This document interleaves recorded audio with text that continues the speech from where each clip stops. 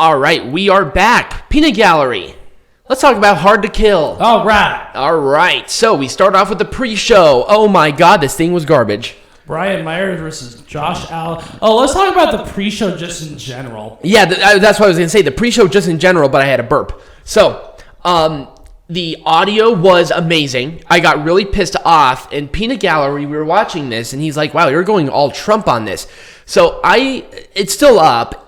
So if you do find at Tiger Height, it is Tiger Trump. Yes. So I'm going to keep that for a while because it's actually a lot of fun and people have responded very well. Yes. So they have crowd noise. Hooray! It definitely adds to it, but also Matt Stryker and D'Lo Brown on commentary. They did a fucking awesome job. Oh my God, it was fantastic. Matt Stryker, he's been one of my favorite commentators next to Mauro Ranallo. And I thought D'Lo Brown really brought a great perspective, being in the business for 30 years. He brought a great perspective to the overall complexion of it. They also just bounced back and forth off of each other very, very well. Yes, they did. So I was very happy with this. There were a lot of technical issues, especially during the pre-show. Oh my God. They had the mics on, and I'm literally sitting there on Twitter. The mics are still on, so I called it. I call them Sloppy Impact the entire night. No, Sleepy Impact. Yes, it was Sleepy Impact, and it's Baby Cornet now. So, Brian Myers and Josh Alexander, the match was okay. I thought it was competitive. It was fine. It was fine. And I thought Brian Myers' win was actually very creative, using the headgear that Josh Alexander has, amateur wrestler, putting it over his eyes and then hitting him with a clothesline with the thing still over his eyes for Brian Myers to win. Also, I called him Aluminum Can Man, and he did not like that. So, I don't give a shit. Come on, I'm Tiger Trump on Twitter. Right. Also, follow me on Twitter if you want that, because during live pay-per-views, I'm going to be tweeting about it, and we're going to be making pro wrestling Twitter great again. So, okay, we're going into the first match of the official show. Yeah. Rosemary and Crazy Steve, so Decay, taking on Tenille Dashwood and Caleb with a K. Yeah. Peanut Gallery, what'd you think about this match? It was fun. It was fine. It didn't hurt anybody. It was innocent. Right.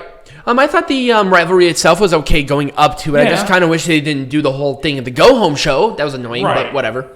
But it was a second rope tornado DDT for Crazy Steve to win the match for Decay. And it was just a nice, fun little opener for the show. Right. It didn't hurt anything. I was okay with whatever Tenille Dashwood was wearing.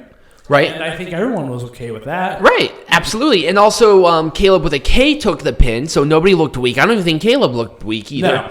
No. There was some action between the men and the women. I thought that was kind of neat. Yep. That's what Impact's known for. Might as well just do if you want to do intergender matches, go with intergender matches. Who cares? I think at this point, nobody cares. So, Eric Young, Diener, and Joe Doring versus Tommy Dreamer, Rhino, and Cousin Jake in an old school rules match.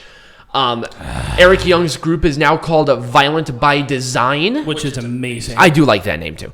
And it was Pile Driver on Cousin Jake for the win. So I had a couple of different. Which was interesting. It's an interesting choice for someone. I was actually not happy about this. Yeah, I wasn't. I didn't like the finish very much. Yeah, I thought it was. I knew Violent Design were going to win, and I thought maybe Tommy Dreamer or Rhino would have taken the pin because it's like, okay, what do they need? Right. But then Cousin Jake takes the pin. Eric Young is the one giving the pin. Right. I thought it was literally the opposite of what should have happened. Joe Doring or Diener probably need the rub a little bit better more than Eric Young. Yeah, Eric Young doesn't need the rub. And Cousin Jake did not need to take the pinfall. Right. Tommy Dreamer is in the match. Might as well have Tommy Dreamer take the pinfall. Right. I mean, come on. That's why you have Tommy Dreamer, right? So, I thought the match itself was fine. I just did not like... I'm not a huge fan of hardcore matches. But then also... It's also a Tommy Dreamer match, which is never exciting. Right. But, it is what it is. I thought the rivalry was okay going into it. I especially like Eric Young's little group there. His fruity little group. Right. Kira Hogan and Tasha Steeles versus Havoc and Nevaeh for the newly minted and comeback knockouts tag team champions. Hooray! The match was okay. The match was okay. It wasn't great. They worked hard, but something about this just did not feel like this is going to determine the big one. Right. Honestly, I thought the story leading up to it was better, but it was Kira Hogan swinging neckbreaker for Tasha Steelz and Kira Hogan to win and become the first champion in the new era. Right. And on my notes, I put Tasha and Steelz on my list. So apparently, she split into two different people and won the match. I mean, they're both the same color. We're talking about the gear people, okay? That's what I was talking about. I don't know what you guys were thinking. Liberal fruitcakes are racist. Anyway, remember at Tiger Height and at M Peanut Gallery on Twitter. Let's have this. Okay, trust me, I do not delete tweets. So, Ace Austin comes out and bitches and moans when Matt Cardona shows up. So Ace Austin and Matt Cardona had a match, and Madman Fulton came in. Nobody won, so who gave a shit? This was stupid. Yeah. I'm sorry, you should have at least had some build up to this. You didn't have to say Matt Cardona was a person, but say, who is the mystery person? Oh, God, I hate... That's one of the worst storyline ideas ever. Who's the mystery person? Or have Fuck you. Or have Ace Austin bitch and moan about not being on the card yet, build that up for weeks, and then at least have Scott D'Amore come out and say, you are going to have a match, get ready, I'm not telling you your opponent. At least something. It was like, that's tired. Whatever. You don't understand wrestling, Peanut Gallery. You know what? I understand it too well. I know that there are only 12 unique storyline ideas. Right. It's kind of like movies. Right. Manik, Rohit Raju, and Chris Bay, Triple Threat, X Division champion. TJP won with a roll-up. So he was unmasked, but he had like a bunch of face paint on. So it's like, okay, we know who this is. It's obviously Pagano. Right. But this match was awesome. It's obviously suicide. Right. Who cares? So this was a great match, though. It was a fantastic match. I knew it was going to be good. Right. But after the shit show that was Ace Austin and Matt Cardona, obviously we needed a palate cleanser, and this was that. Obviously going up into the next match, Demons Purrazzo, that's in my notes. So Deonna Purrazzo versus Taya Virtuosa versus Taya Valkyrie for the Knockouts champion. And wow, this match was great. This was a great match. I knew this match was going to be great. I just knew it. Obviously, Peanut Gallery is still Majestic champion because I thought Taya was going to win. Nope. He was wrong. I mean... Wrong. Fake news. Okay, the irony of that is amazing. So yes, Purrazzo did retain. It was a hell of a match. Yes. It was her Rings of Saturn move. Well, once again, Deonna's just great at those submissions, and how NXT did not utilize her, I'll never know. Well, because she's not a hot blonde, that's why. I'm pretty sure if it was Taya Valkyrie, she would have been double champ by now. No, because Taya is not skinny. Remember, it has to be bulimic. Right, she has to be like bulimic. It's like, okay, Taya Valkyrie's like really hot. Right. But she's not bulimic. She looks like a woman. She's a woman with some curves. Who the fuck she's cares? She's not a lot of woman. Right. She's not a lot of woman. Jesus. She's not like gigantic. No. Fuck. Peanut Gallery apparently is McMahon. Oh, that should be your thing. It should be Peanut McMahon. That'd be awesome. So, Ethan Page versus Karate Man. We already talked about it. This was a weird whatever this was called. So I kind of like the charm of it being like a old school Mortal Kombat game-esque thing because literally Karate Man pulled Ethan Page's heart out of Ethan Page's chest to win. Yep. So Karate Man won. Like I said, the notes say I don't know how I feel because I like the charm of like the cheap stuff, but it's like what do you think you were going to do with you versus you? Right. I don't know. It didn't make you look like a joke. I thought it was kind of charming in its way. So that's kind of where it was just weird. I don't know. It was a weird send off for Ethan Page. Clearly. I think they kind of went a little overboard with the backgrounds. If they kind of kept it to 1 or 2, maybe the charm would have been better. But it was there. That's all I can say. Obviously, Peanut Gallery won with this one, too. Yeah. Anyway, Sami Callihan and Eddie Edwards in Barbed Wired Massacre. And I won this one as well. So you did. I had a 3 for 3. Right. So I was annoyed by this, actually. It wasn't a very good looking. It looked bad. It looked really bad. It was a really bad looking barbed wire massacre. It was like one part of the ropes had like barbed wire wrapped around the ropes. The other one had like a steel cage with barbed wire. The other one had like weapons hanging that were covered in barbed wire. There were barbed wire plates around, and then one side, which was a hard camera angle, had nothing. It had nothing. They could bounce off the ropes willy-dilly, no shit given. I'm sorry. Right. When I think barbed wired massacre, you already gave us what barbed wired massacre should be, and that is you replace the ropes with barbed wire. Right. Make it barbed wired massacre. Right. If you want to do something like this, call it something different. Right. Call it a street fight. But that was not barbed wire massacre. Right. Or Full Metal Mayhem or something, because Full Metal Mayhem adjusts itself because you already gave us that predecessor. Right. But when I think barbed wire massacre, I'm sorry, I think barbed wire around, replacing the ropes. Let's really do this. Right.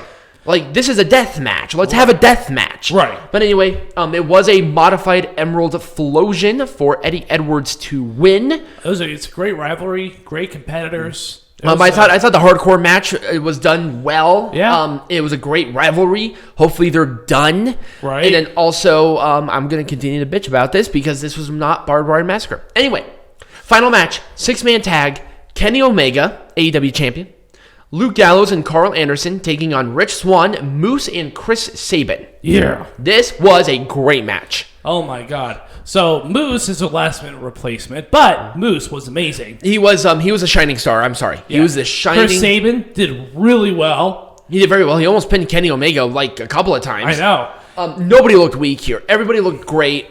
So we were watching this and we were confused about something. And that was the utilization of the Bullet Club logo on the gear. Right. So Bullet Club is owned by New Japan Pro Wrestling, but some of the merchandise is owned by Pro Wrestling Tees. And so they are allowed to use the merchandise as long as it's from Pro Wrestling Tees at any promotion. Even in WWE, you can use it.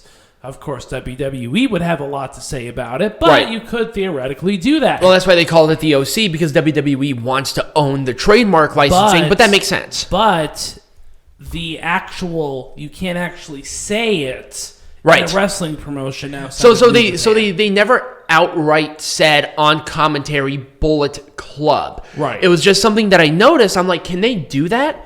So yes, they have those, but I think you said also one more thing, that if you join Bullet Club, you can use the logo to an extent. Right. So that's why they were allowed to use it. Right. As long as it was bought from Pro Wrestling Tees or was a Pro Wrestling Tees design, not a New Japan Pro Wrestling design. I mean, Luke Gallows had the Bullet Club logo on his tights. Right. But I think it's like, hey, can I at least put it on my tights? I'm pretty sure New Japan and Pro Wrestling Tees wouldn't have a problem with it. Right. That's why Kenny Omega used the Halloween shirt instead, because that was directly from Pro Wrestling Tees. Right. So anything created by them is them, and obviously New Japan owns part of it. Anyways, let's talk about this match. The match itself, everybody got their shit in. Yeah. I thought it was paced very nicely. It was. Kenny, all three, Rich Swann, Moose, and Chris Sabin, almost got 3 counts on Kenny Omega. Right. Kenny Omega looked awesome, and it really showed the very humble character that Kenny Omega is. Right. That he is the toast of the town, and he could really say, I need to be protected, but he cares about the business and this relationship enough to where he took a lot of bumps. He did, and it was nice to see. It was nice. Yeah, it was great to see. One of my highlights, I think, was Moose doing that thing off the top rope. Oh, it's the Spanish fly off the top rope on Omega and almost pinning him. But it was a one-winged angel on Rich Swann for some reason to take the pin. Mm-hmm. Now, once again, here was a great match that honestly was kind of stilted by the ending. Right. I thought, at least for sure, there would have been a double cross somewhere. I thought Moose was going to double cross Swan. I thought so too. It was I thought that would have been a much better ending because, like, okay, Rich Swann didn't really lose. He took the pin, but he didn't really lose. Right. And then Kenny Omega pinned. I'm like, okay, have Gallows, Anderson, somebody else maybe pin. But Omega pinning, it was just kind of weird and also clean. Yeah. Cleanly. And I thought that was interesting because it's like, okay, you go to their show and then you pin their world champion. I'm sorry, it kind of made Rich Swann look. It made him look weak. Yes, it made Rich Swann a little weak sauce. Yeah. But obviously, I think because of how hot Kenny Omega is, also because it's Kenny fucking Omega, right? But Bullet Club won. A great match, interesting ending, and that was the end of the show too. So, Peanut Gallery. Number of stars for the overall show and favorite match. Match of the you mean star rating and match of the night? Yes. Jesus, I'm doing well. That was a convoluted way of saying star rating match of the night. Match of the night is obviously going to go to the Kenny Omega, Luke Gallows, Carl Anderson, blah blah blah match. that six man tag match was just fucking amazing. Right. I give the event itself a 3 stars. Okay. I am going to give the match of the night 2 the same. And I am going to give this a 2.5. Okay. I'm just because of some of the endings and obviously the Ethan Page shit. It was just like, I've seen better hard to kills. Let's put it that way. Anyways, next week's show, what we got on the agenda? So we're going to do something we've never done, and we're going to be doing fantasy bookings because I think this might be interesting. Hooray, fantasy bookings! And we're going to talk about the road to WrestleMania. We're starting at the Royal Rumble, and we're ending with our full match card at WrestleMania 37. So, and obviously, and of course, it's a 2-night card. We know that. So. Right. So we'll pack it up, and I'll explain more of the rules when we get to that point, or I'll announce it on Twitter as Trump. So anyway, if you did enjoy this show, remember to follow, share it with all of your friends, including your animals. But also follow us on social media. Peanut Gallery is kind of interesting on Twitter, but he does not post well on Instagram. But you should still follow him anyway and show your support. And obviously you should follow me because I do most of the promotion, and now I'm doing it as Tiger Trump. So it's always fun. Yay. Become a patron, and I hope, and as always, be majestic.